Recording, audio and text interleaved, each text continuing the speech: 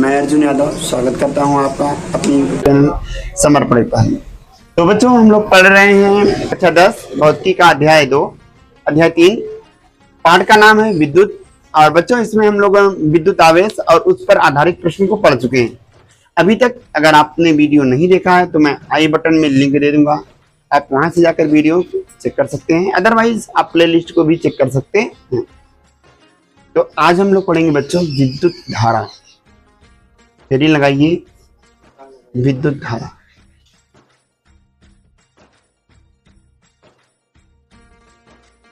Electric current. ठीक है बच्चों, इलेक्ट्रिक करंट क्या होता है? इलेक्ट्रिक करंट आइए जानते हैं। देखिए किसी भी चालक तार में जो आवेश प्रवाह की दर होती है, दर का मतलब बच्चों यहाँ समय से होगा, तो एक सेकंड में, क्या कहा मैंने, एक सेकंड में किसी चालक तार में कितने इलेक्ट्रॉन या कितने आवेश प्रवाहित हो पा रहे हैं, यही हमारा विद्युत धारा है। नहीं समझ में आया? नहीं आया? मान लीजिए ये हमारे पास एक वायर है और यहाँ पर एक सेकंड की बात कर रहा हूँ। कितने सेकंड की? एक सेकंड।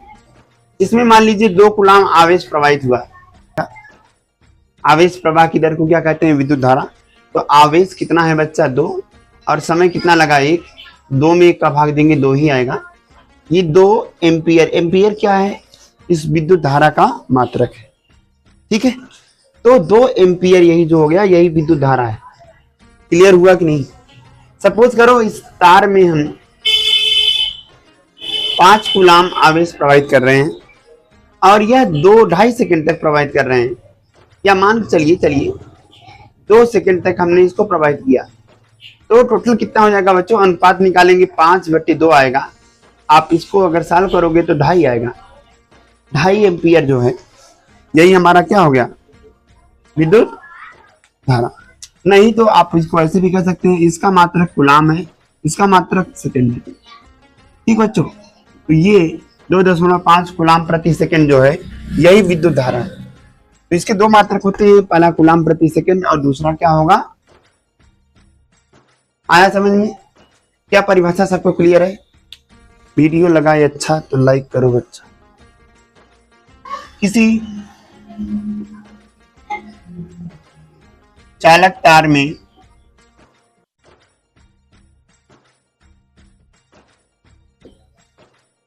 आवेश प्रवाह की दर को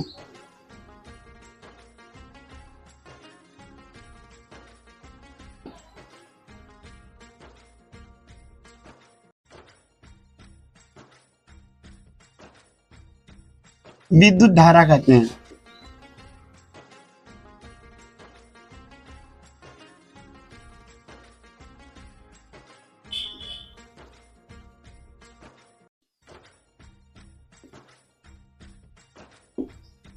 आया कि नहीं? इंग्लिश में लिख लीजिए, the rate of flow of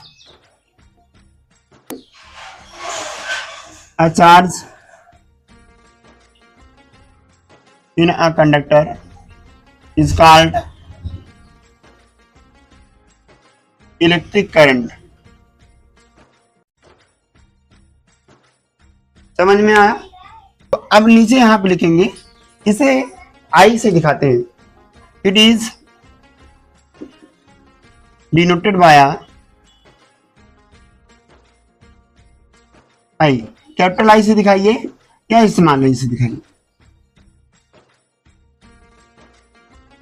इसे आई से दिखाते हैं। लिख लिया?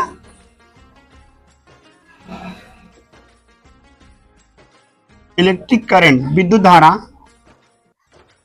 आई इक्वल टू क्या हो जाएगा? देखिए परिभाषा से देखिए, आवेश प्रवाह ना, यानी विद्युत आवेश की बात कर रहा है। तो विद्युत आवेश को किससे लिखते हैं? इलेक्ट्रिक, बोलो भाई, चार्ज। इलेक्ट्रिक चार्ज दिखाएंगे किससे? क्यू से। बहुत अच्छा जवाब दिया किसी बच्चे ने। नीचे क्या आएगा भाई? लिया गया समय, टाइम। टाइम को किससे दिखाते हैं? तो आई बराबर क्या निकल गया? क्यू अपान, ठीक, या इसी को अगर आप सॉल्व करेंगे आगे तो Q बराबर क्या हो जाएगा, देखिए ये यहाँ अपान में है, इधर आएगा मल्टीप्लाई हो जाएगा, तो Q बराबर I इंटू टी। सही है। Q क्या है, इलेक्ट्रिक चार्ज, I क्या है, इलेक्ट्रिक करंट, T क्या है, सेकेंड टाइम। ठीक, ये हो गया विद्युत आवेश, ये हो गया विद्युत धारा, और यह हमारा समय। समझ में आया, लिखो।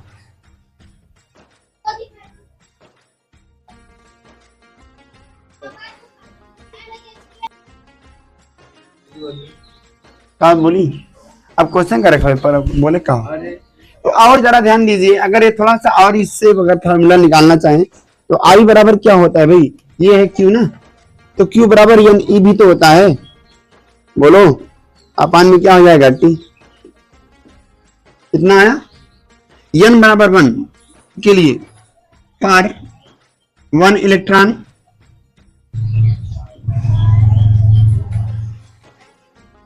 एन इक्वल टू कितना आ जाएगा भाई 1। ठीक, तो यहां आई बराबर कितना हो जाएगा, e upon T.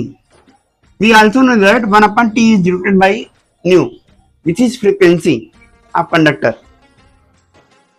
which is frequency. What is frequency? Number of oscillation in 1 second is called frequency. तो फ्रीक्वेंसी को न्यू से दिखाते हैं, किसी दिखाते हैं न्यू से। न्यू समझते हो, ऐसे बनाओ, ऐसे बोलो भाई, समझ में आया। इसको दिखाते हैं न्यू से, बच्चा न्यू यहां लिखना है तो लिख दो न्यू। ठीक, लिखना है ऐसे उतारो, हिंदी में आओ कि बोले तो विद्युत धारा का है, विद्युत आवेश, ये क्या है समय ना लिख पाओ था, लिखा। समझ में आया सबको। इतना लिखने के बाद नीचे अगला पॉइंट देखेंगे, ये कौन सा पॉइंट बना। पॉइंट अगर बनाना है तो इसको पहला पॉइंट बना लीजिएगा, ठीक है। और दूसरा पॉइंट देखेंगे हम लोग, what is second point, it is a scalar quantity, it is a scalar quantity. देखो ये एक स्केलर क्वांटिटी है, बट इसमें डायरेक्शन भी दिखाते हैं। Are you getting my point और नॉट। यह एक अदिश राशि है, अदिश राशियों में दिशा नहीं दिखाई जाती, लेकिन इसमें दिशा दिखाते हैं। तो कहते हैं सर अगर दिशा दिखा रहे हैं तो सदिश राशि हुई ना, तो सदिश राशि किसी भी राशि के सदिश राशि होने की कंडीशन होती है। क्या कंडीशन होती है बच्चा, कि वह सदिश नियमों के योग का पालन करना चाहिए। अब सदिश योग का नियम क्या है,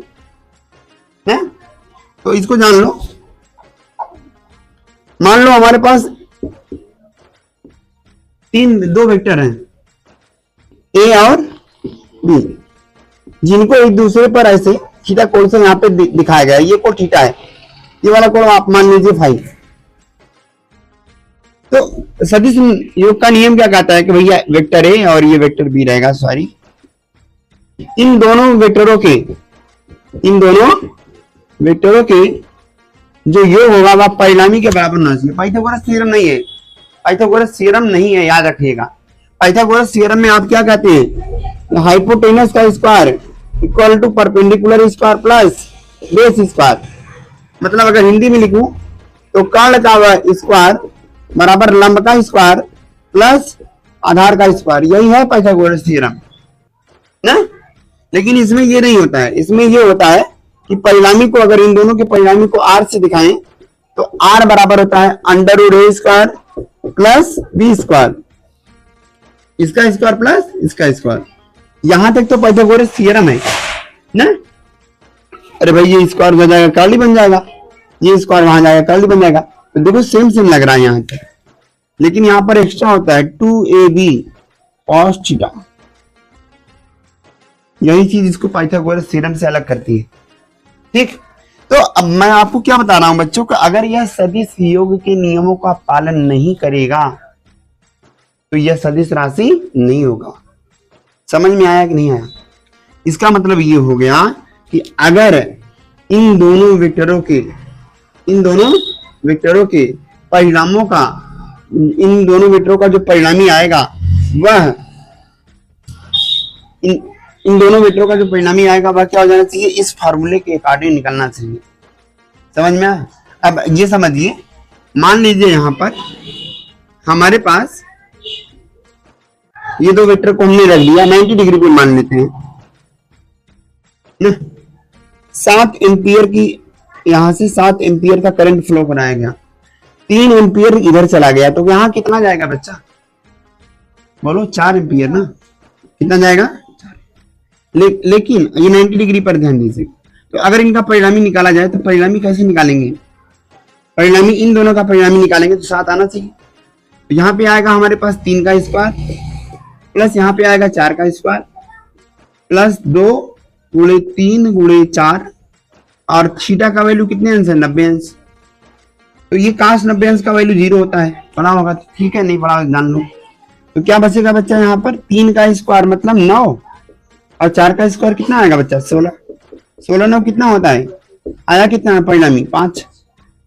25 का मतलब 5 होता है ना।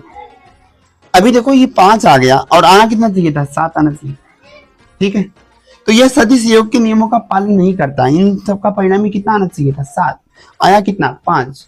सदिश योग के नियमों का पालन कर रहा है, नहीं कर रहा है ना, इसीलिए यह सदिश राशि नहीं है। मेरी बात समझ में आई, नहीं आई? कोई राशि अगर सदिश योग के नियमों का पालन करेगा तभी वह क्या कहलाएगा, सदिश राशि होगा, अदरवाइज वह सदिश राशि नहीं होगा, भले ही आप उसमें दिशा दिखा दीजिए। Are you getting my point और not? For more informative video please subscribe the channel. ठीक है, नोट करो। दूसरा बता दिया, इसको नोट करोगे या मिटाऊं?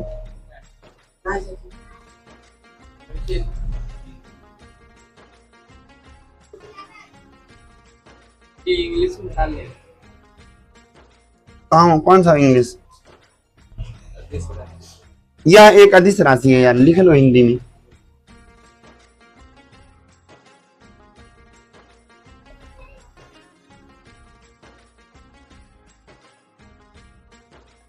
वीडियो लाइक करो बच्चा, लिख लो। क्या लिखा, it is a scalar quantity, यह एक अदिश राशि है क्योंकि यह सदिश योग के नियमों का पालन नहीं करती। लिख लो, क्योंकि यह सदिश योग के नियमों का पालन नहीं, because it does not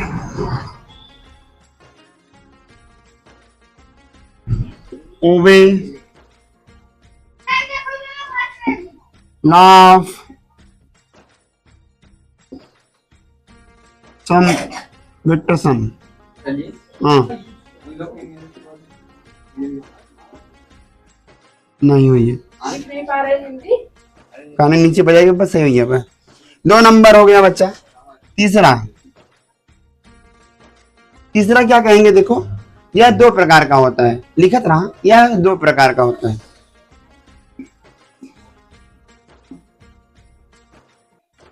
two types. Number first, यह 2 प्रकार का होता है ना बच्चा। नंबर 1 क्या होता है,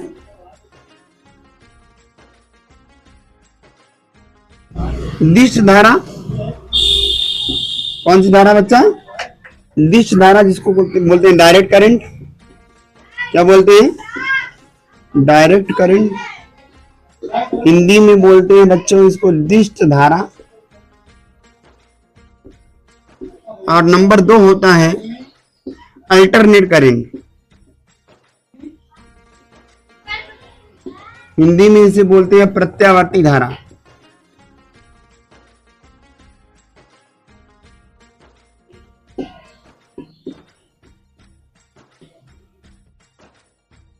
प्रत्यावर्ती। सुनो बच्चा, दिष्ट धारा क्या होती है, एक ऐसी धारा जो समय के साथ नियत रहे। देखो बच्चा, ये टाइम अगर दिखाएं और यहां पर अगर धारा को दिखाया जाए इस ग्राफ पर, ये वाई एक्सिस पे हम किसको दिखा रहे हैं, बोलो बच्चों, धारा को, और एक्स एक्सिस पे किसको दिखा रहे हैं, समय को। तो समय बढ़ाने के साथ अगर धारा का मान न ऊपर जा रहा है न नीचे आ रहा है, ये तो कांस्टेंट है ना, तो इस प्रकार की धारा को क्या बोलेंगे, दिष्ट धारा। जैसे बैटरी से जो करंट आप लेते हैं, बैटरी है ना, उससे जो करंट आप प्राप्त करते हैं वह दिष्ट धारा है। कौन सी धारा है, एक नियत रूप से वह धारा प्रवाहित होती रहेगी, न तो बढ़ेगा न तो, समझ में आया? इसको डीसी करंट कहते हैं शॉर्ट में। क्या बोलते हैं बच्चों, डीसी। देखो समझ में आया? नहीं आया? आया? दूसरा होता है अल्टरनेट करंट।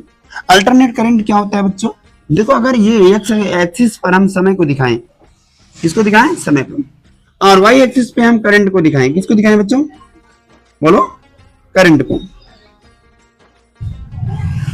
वाई एक्सिस पे अगर हम करंट को दिखाएं और एक्स एक्सिस पे हम किसको दिखाएं, टाइम को, तो ये कुछ इस प्रकार का ऐसे ग्राफ शो करेगा बच्चों।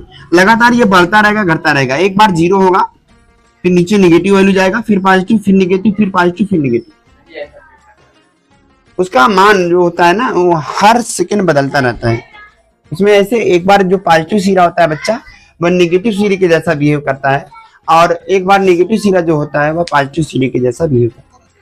इसीलिए वो अपने मान को लगातार बदलता रहता है।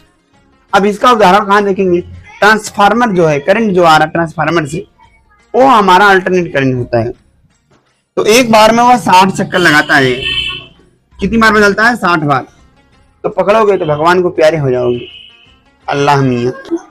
हाँ, मैं कह रहा हूं प्रत्यावर्ती धारा वह धारा होती है बच्चा जो समय के साथ अपने मान को लगातार बदलती रहती है। तो आधे चक्कर में पॉजिटिव, इसको बोलते हैं अर्ध धनात्मक चक्र। क्या बोलते हैं, अर्ध धनात्मक चक्र। ये ऋणात्मक है बच्चा, नीचे की ओर आया, तो इसको बोलेंगे अर्ध ऋणात्मक चक्र। पूरे एक चक्कर में धारा का मान कितना हो गया, 0। बोलो, अरे भाई ये मान लो +2 हुआ, ये -2 हुआ, तो +2 -2 मिलके 0। तो एक कंप्लीट चक्कर में, एक पूर्ण चक्कर में जो प्रत्यावर्ती धारा का परिणामी होता है, टोटल मान आएगा वह कितना आएगा बच्चों, 0। क्या आता है, समझ गए कि नहीं, बोलो। प्रत्यावर्ती धारा समझ में आ गया क्या होता है, वह धारा जो समय के साथ अपनी दिशा एवं परिमाण को बदलता रहता है, प्रत्यावर्ती धारा कहलाता। ठीक, क्लियर हुआ कि नहीं। दूसरा हमारे पास क्या है बच्चा, दिष्ट धारा, न डायरेक्ट करंट। ये क्या होता है, वह धारा जो समय के साथ अपने मान को नहीं बदलता, नियत रहता है। क्लियर है, आया, बढ़े आगे। कितने पॉइंट बन गए, 3 पॉइंट बन गए। आए थे, चलो 3 चीजें हो गई, चौथा चीज बनाए, इसको बता देते हैं तो फिर छोड़ देते हैं ना, क्वेश्चन कल कर लेंगे हम लोग। हाँ जी, और कुछ बताने जैसा है, इसका मात्रा लिख लो, नंबर 4 यहां कर लो बच्चा। इट्स एसआई यूनिट, इसका एसआई मात्रक, it's SI unit is ampere.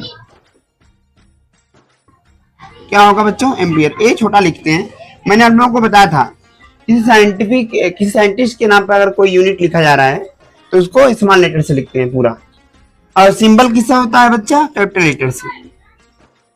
It's SI unit is ampere. आर, एम्पियर के अलावा और क्या होगा, इधर देखो बच्चों, इसका कूलाम, इसका सेकंड, तो क्या आ जाएगा, कूलाम सेकंड, कूलाम पर। इस वीडियो में इतना ही। वीडियो अच्छा लगा तो वीडियो को लाइक कीजिए, शेयर कीजिए, कमेंट्स कीजिए। मिलते हैं अगले वीडियो में, तब तक के लिए कीप लर्निंग।